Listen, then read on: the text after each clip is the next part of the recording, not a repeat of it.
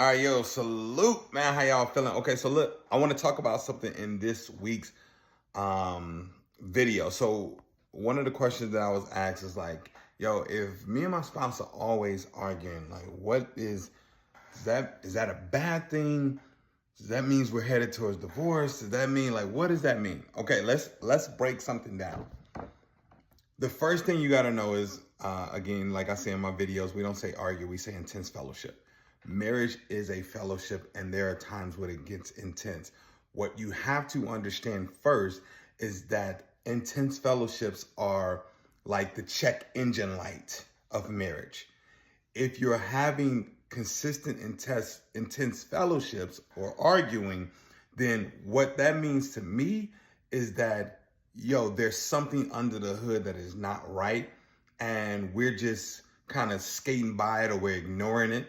So what happens in a car is that check engine light gonna come on and say, yo, you need to check this engine. Something going on under here. I don't know how much longer that I get before I start hollering. So what happens if you ignore the check engine light and now you're like, dang, the car didn't shut off, or now the smoke starts coming from the car. It's going to start screaming at you because you ignored this thing. So the car will slowly start to break down. That is what intense fellowships or arguing is in marriage. It is a check engine light that says, hey, there's some things that are happening that you're ignoring, and if you don't, then I already know where this is headed. Okay, let me just interject this here. I think what is also important outside of reconciliation is understanding the Bible says we must run to forgiveness, meaning there's a level of urgency that we should have when it comes to forgiving our spouse or people, period, right? So what's important to me is how fast can you beat down on your ego? How fast can you submit yourself to God and allow God to show you your error, the error in your ways? And not only that, can you close the gap of how long it takes you all to recover? That was crucial for me. I remember when we first started married, now being 16 years now, but the first 5 years, I'm talking about the gaps were 5 to 7 days. We're walking around, not talking to each other, touching each other. That eye contact was a little funny. You got the little funny eye contact and all of those things. And now we got it down to it might be 4 hours. It might, I mean, the bigger ones, the intentional ones, it may go over into the next morning. Our goal is the standard that we're trying to set is it does not go into the next day. Okay, but we got it down from 7 to 10 days. So your challenge is, yo, if you look and measure how long were you all disconnected after your last disagreement, and if it was 10, let's try to get it down to 7. If it was 7, let's get it to 4. If it was 4, let's get it to 2. And if it was 2, let's get it to the same day. That's important. Okay, so I want 3 things that I want you to now begin to check first. These are my go-to 3s when 3 things when me and wifey are going bickering and all that stuff. I'm like, whoa, what is going on here? So the 3 things is, 1, we check, is there any unresolved resentment? If you try to go throughout your marriage with unresolved resentment, and you think this person just gonna, like, y'all just gonna have this intense fellowship, you say what you say and you pop off, and then, okay, maybe it lasts 3 or 4 days, and then y'all start talking again. You think it's done? You think it's resolved? No, that thing is lingering now.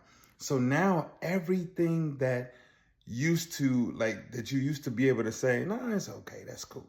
Now the chewing and all of that stuff, how you chew, how you drink, how you talk, how you walk, how you dress, everything becomes annoying because there's an unresolved resentment. Now we're being very critical about each other. Like the things we say, the decisions that we make, cooking or whatever it is, everything is under the microscope because we have this unresolved resentment of this thing.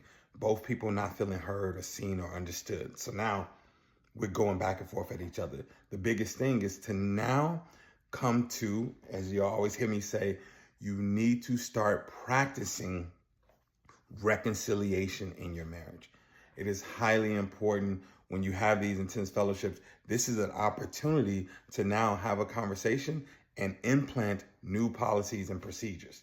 Okay, cool. So that's the first one that we always look at. Like, is there anything like, hey, babe, is there anything that you're feeling unheard in, or you feel like I missed, or that, I dismissed, or you feeling unsupported in any type of way? I want to hear that.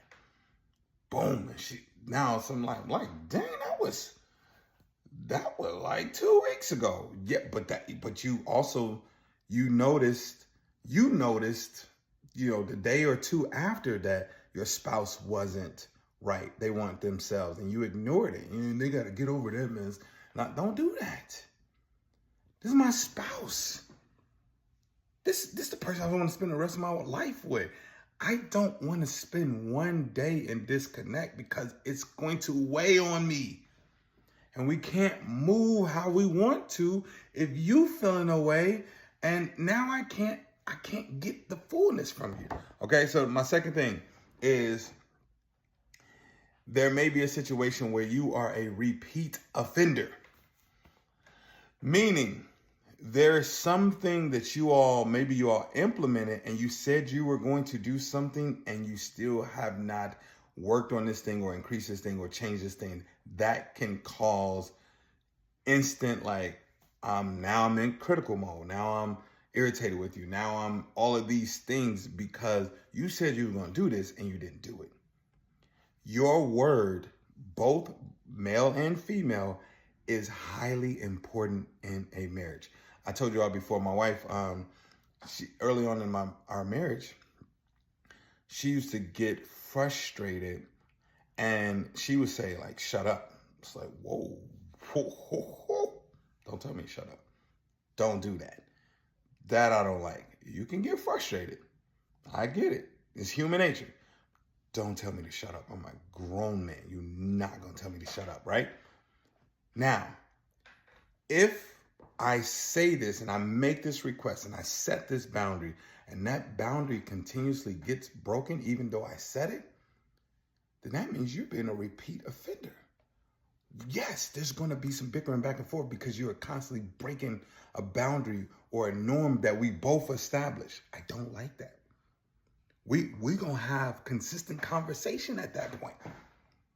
And we're going to be disconnected. And I'm going to be frustrated. And I'm going to be very critical. And I'm going to have resentment. Because it's like, yo, if I set a boundary in my marriage, like, yeah, I need y'all to understand. If you set a boundary in your marriage, this is the one person for sure that is supposed to honor the boundary that you set and show you that this is a safe environment for you where you can set a boundary and I'm going to respect that. Because if you don't, now what do we have? What are we doing? All right. Okay. And the third thing that we have to look at is, you may be at a point where you all are fighting for control. So you haven't established, like, I noticed that when we were getting to the intense fellowships, it's like, my wife is, first of all, my wife is very assertive. She's direct. She's a leader. And she's very intelligent. All right. Reads a lot of books. So she knows that her decisions are not based off of emotions. They're coming from a place of, I did research on this. I feel very strongly about this. The data says this. I read a book on this. I watch a podcast on this. I've studied this thing. So that's why, and with her, she's like, I make sound decisions, and I agree. She does.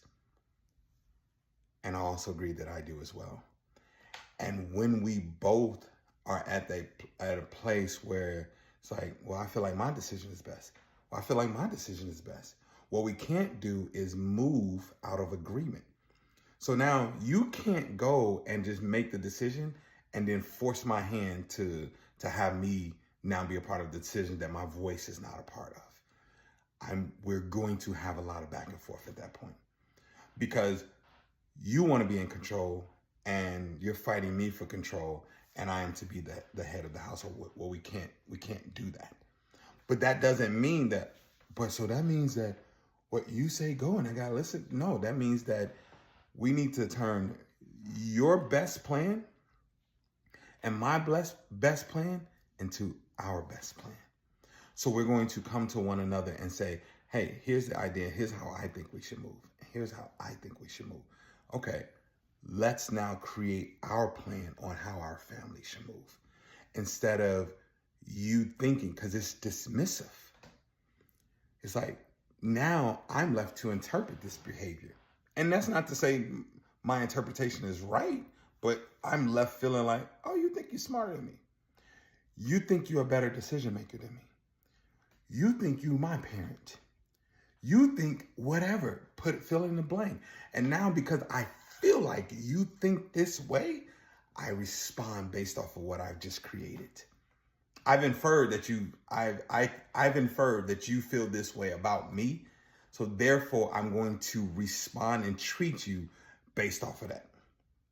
Instead, we can have a simple conversation and we can come to an agreement and we can now make our plan and be able to move forward. I'm telling you right now, if you're in a marriage and you force each other's hand because you're like, nah, I don't want your opinion, or I don't want you to slow me down. Yo, let me tell you something. Let me explain something to you. I am a great businessman.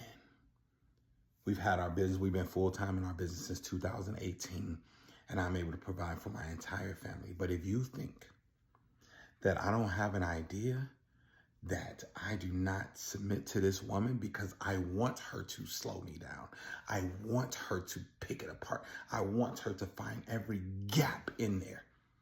And she wants the same from me. Why? Because I know if my eyes are on it and your eyes on it, oh, we're going to win.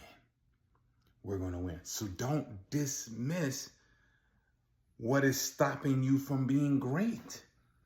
You sometimes dismiss your spouse and you don't get the fact that, like, your spouse is your spouse for a reason. No, I don't.